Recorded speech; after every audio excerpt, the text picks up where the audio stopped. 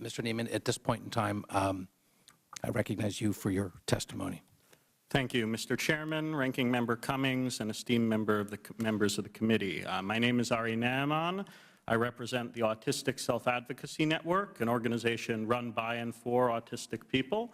I also previously served on the Interagency Autism Coordinating Committee, and let me just say, as an autistic person and as a taxpayer, I want to thank you for giving self-advocates a seat at the table today. I'd like to begin with a story. Earlier this year, I was visiting a service provider in New York, and I happened to meet a young man my age. We'll call him Joe. And Joe is autistic, like me, but unlike me, Joe doesn't speak. He had come in with his father to try and find a job, and I had the chance to sit down with him and his dad and ask some questions. And Joe, despite not speaking, found ways to be very actively involved in that conversation. He pointed at what he was interested in, shook his head at what he wasn't. He had plenty to say, and few people had ever bothered to pay attention. No one had ever given Joe the simple support of a communication device. That technology exists, it has for years, we just don't invest in it. And I think about Joe a lot at times like this because the current autism research agenda largely ignores his needs. I'm a big believer in the old maxim, in God we trust, everyone else please bring data. So if you don't mind, I'd like to point to some of the data in the autism research agenda and see what it shows us. In 2010, NIH spent about $217 million on autism research. Of that, only 2.5% went to research on improving the quality of services. Only 1.5% went towards research on autistic adults and our needs. Now, when you compare that to the percentage of the research agenda focused on causation and biology, the attention paid to the needs of us here today is laughably small. Now, I'm not here to speak for all autistic people, that's impossible, but I am here to speak for the right of every autistic person to get the support they need to speak for themselves and not to be written off as victims or burdens. Now, some have tried to justify the lack of attention paid to services and adult issues through talk of an epidemic. I don't happen to subscribe to that theory, but if we wanted to study it and evaluate it scientifically, a very simple step we could take would be to research the prevalence of autism in the adult population. The United Kingdom, in fact, conducted that study and found a comparable rate of autism in adults as in children. We should be doing that here, and regardless of the result, we would gain valuable information on supports for autistic adults. I want to highlight 3 additional points noted at more length in my written testimony. First, I think it's very important to stress that there are really severe racial, income, and gender disparities in the autism world. As was mentioned earlier, African American children are diagnosed significantly later than Caucasian children. Department of Education data has also showed us that low-income and minority youth on the spectrum have the lowest rates of employment and higher education access in the years after they leave school. We also know that gender plays a big role. Many believe that the 4-to-1 ratio of boys to girls being diagnosed is at least partially a self-fulfilling prophecy, with girls less likely to be identified because they don't fit the stereotype. Second, I think it's important we recognize that when we talk about autism services, we're mostly talking about services with the word disability, not autism on them. So we have to talk about programs like IDEA and Medicaid, and a few words on Medicaid in particular.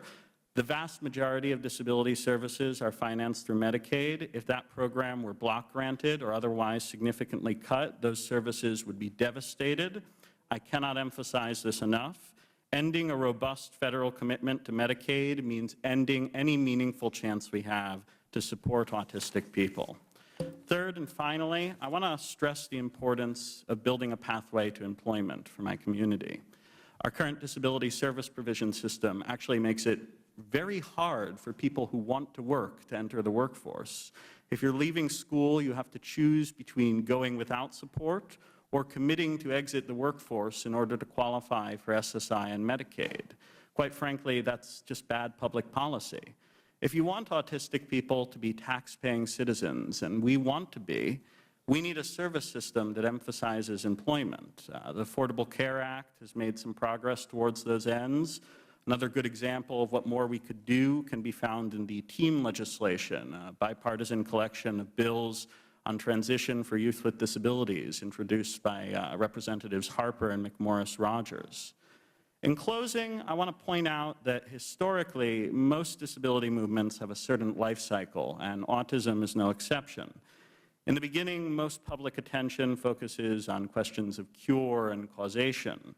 But with time, both advocates and policymakers realize that the real issues relate to helping support and defend the civil rights of people today. Now, in autism, that process is still going on, but I'm confident. I'm confident because I believe this is a civil rights issue, and I believe that the United States of America can guarantee the civil rights of all of its citizens. Thank you very much. I look forward to your questions. Thank you, Mr. Neiman, and thank you to each of the panelists. Now, in regular order, the Chair will recognize Mr. Burton from Indiana. Mr. Burton. First of all, I want to thank you all very much for being so patient. I mean, we grilled those people for, what, about 3 hours, and you had to sit there. So I want to tell you, I'm amazed that your posteriors could survive that long. That's the first thing. The second thing I'd like to say is that Abraham Lincoln said, "Let the people know the facts, and the country will be saved." And one of the problems that we have is that I don't think there's enough information getting out to the people who are not affected. I was like that. I didn't know much about autism until my grandson became autistic, and then all of a sudden it became a cause célèbre for me, and it was fortunate that I was chairman at the time, so I had the resources at my disposal to do something about it. So I'm asked my staff, I want you to get a copy of this whole hearing, every one of you. You can get it on the internet. What's our internet website? Government Oversight. .house.gov, governmentoversight.house.gov. And I would urge all of you to disseminate this whole hearing and try to get as many people as possible to look at that. Because the more people that know what's going on and understands it, the more likely we are to get some kind of positive result out of the FDA and HHS. And they get a lot of money over there. I don't know why in the world they can't allocate more money for this whole issue. And that's why it's important that you keep beating the drum. I'm retiring. This is my last year in office here. Been here 30 years, but my last year. But I want you to know, any of you that have need any of your organizations, you get a hold of me, and I'll do everything I can to help you, because this is something I feel very strongly about. Now, the other thing I want to talk about is we have what's called the Vaccine Injury Compensation Fund. It has $2.4 billion in it. And it's not being disseminated to people who have damaged children. And it's because we have a system which was supposed to be user-friendly that is not user-friendly.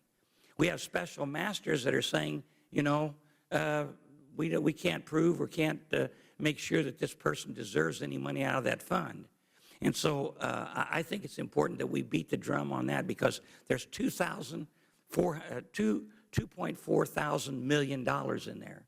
And there's a lot of money for people who really could use it. And that was put in there by the pharmaceutical companies to help people in a user-friendly way to solve these problems.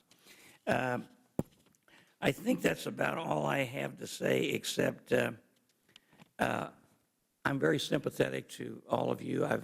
We've had, I don't know how many hearings on this subject over the past decade, but the problems just keep getting worse and worse and worse.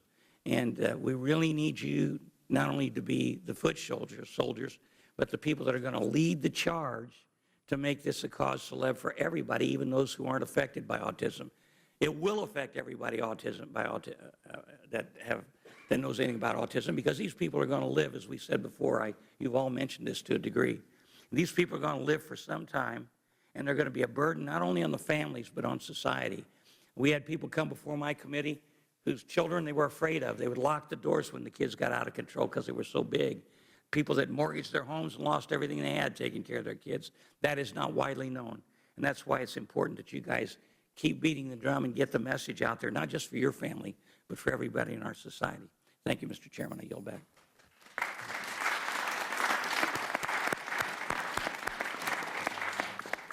Thank you, Mr. Burton, and thank you for your passionate advocacy on this issue for your tenure. And we genuinely appreciate your leadership and look forward to hoping that we can continue to carry the mantle. At this moment, let me recognize the distinguished ranking member, Mr. Cummings. I think, you know, I want to thank all of you for shedding so much light on the subject. I think my frustration comes with regard to trying to make sure that we take your pain, as I was telling you, Mr. Wright, that has now been turned into a passion to make sure you carry out your purpose to help the folks that you want to help. And I'm sitting here trying to figure out how do we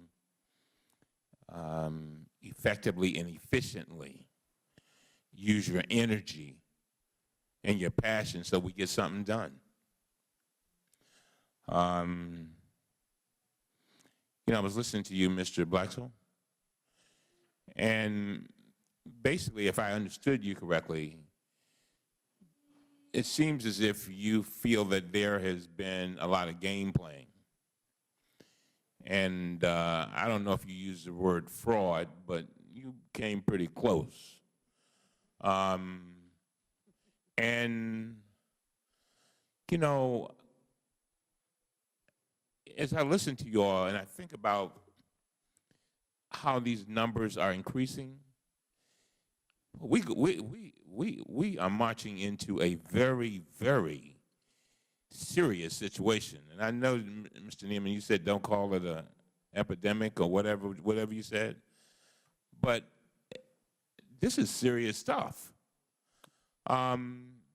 You've got, and you all know, but I'm just listening to you.